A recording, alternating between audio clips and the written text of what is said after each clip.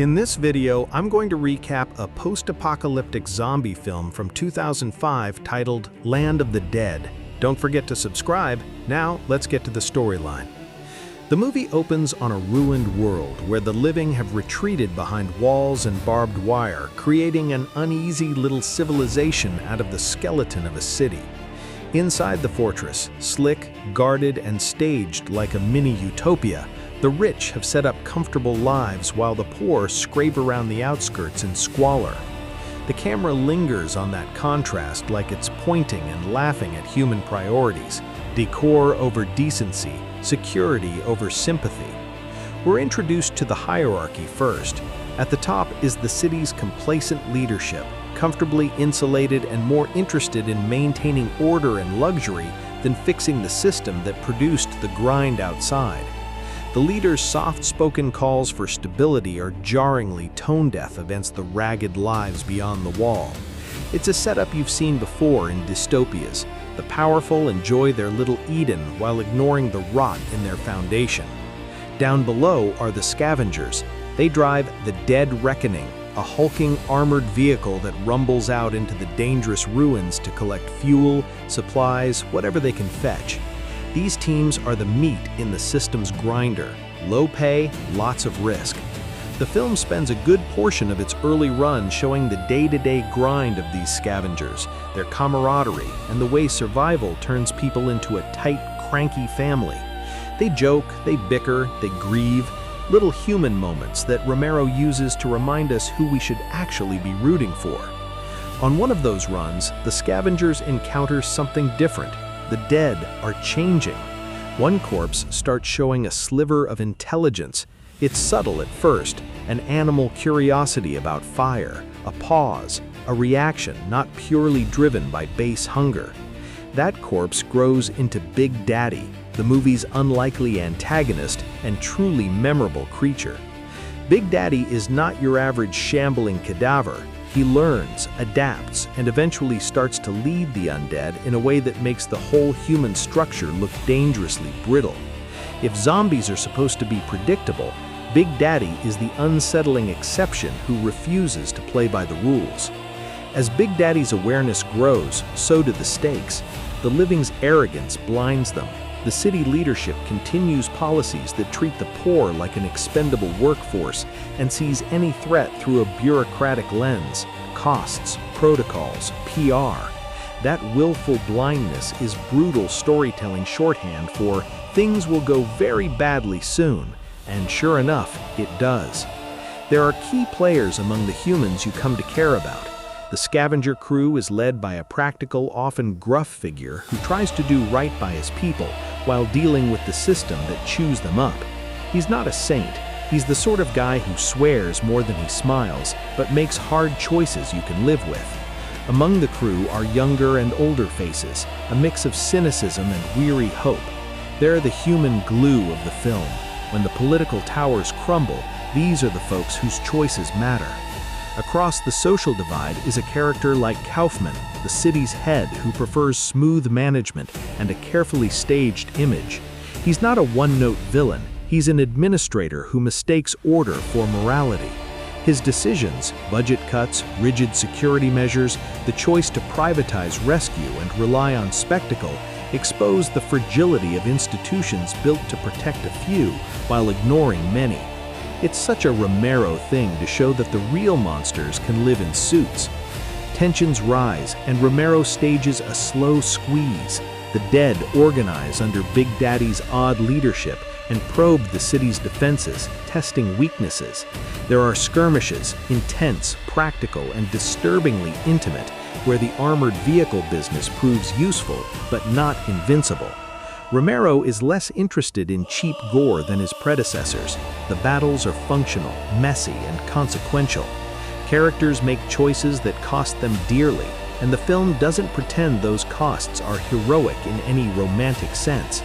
People survive because they are sometimes lucky, sometimes smart, and sometimes willing to do ugly things to stay alive. A turning point comes when Big Daddy leads a full assault. It's not just a mindless charge, there's strategy, exploitation of gaps, and the use of tools the undead have scavenged.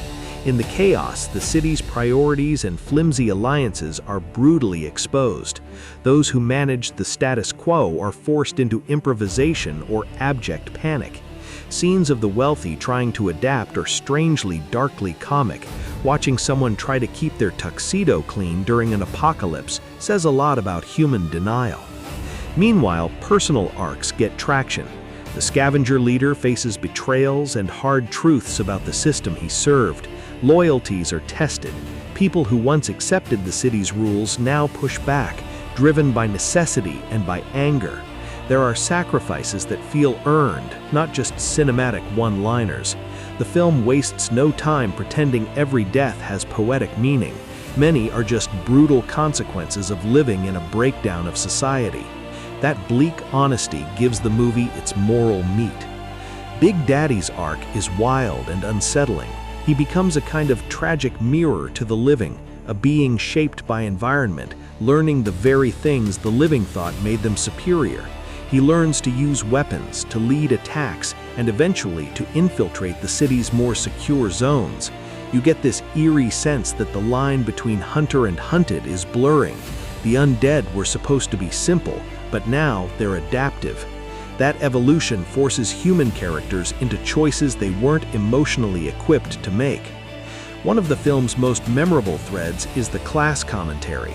The wealthy still expect security to be someone else's job. The poor are still the ones whose labor keeps the city functioning, and the undead, once the ultimate equalizer, begin to be a political force. There are scenes where the slums are not just background, but the place where action and rebellion brew. Romero keeps reminding you that these are human issues dressed in zombie makeup: greed, complacency, and the refusal to see your neighbor as anything but a statistic. As the sequence of fights and betrayals crescendos, the city's carefully curated surface collapses. Buildings, both literal and figurative, are compromised. The wealthy's arrogance is exposed in real time. A number of characters make final stands. Some find redemption, some simply find endings, and some reveal the uglier corners of human nature under pressure. Romero keeps the storytelling economic. He shows consequences and lets viewers feel the moral discomfort. The climax lands when Big Daddy and his pack breach the city in force. It's messy, noisy, and terrifyingly effective. The film doesn't end on a neat note. Romero rarely ties things with a pretty bow. Instead, we get an ending that leaves the future ambiguous. Survivors pick through both physical and ethical ruins, and the balance of power is forever shifted. The last images linger on what's left of civilization's arrogance in the face of change. Whether or not the remaining humans have learned anything is left up to us to judge. Throughout the film, Romero peppers in dark humor and bitter irony, and you can't help but smirk at the absurdity of fine dining next to a beating drum of mortality. The human moments are what stick: a joke told in a bunker, a quiet promise between two characters, a moment of tenderness that feels stolen.